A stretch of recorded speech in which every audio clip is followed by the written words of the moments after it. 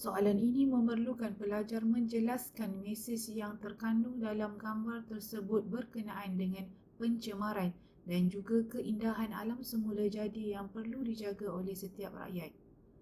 Pelajar perlu menyertakan jawapan yang lengkap untuk menjamin markah penuh.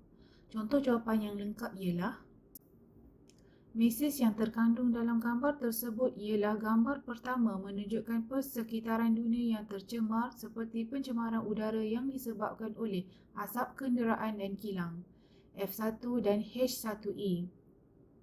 Hal ini menyebabkan berlaku pemanasan global dan hujan asid yang memberi kesan buruk terhadap kualiti kesihatan manusia H1C dan H1H.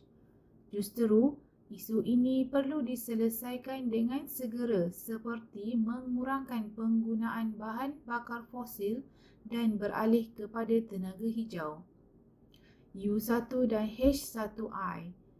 Kerajaan juga perlu menguatkuasakan undang-undang alam sekitar yang lebih ketat dan mengadakan kempen secara berterusan untuk mendidik masyarakat tentang kepentingan menjaga alam sekitar H1K dan H1J.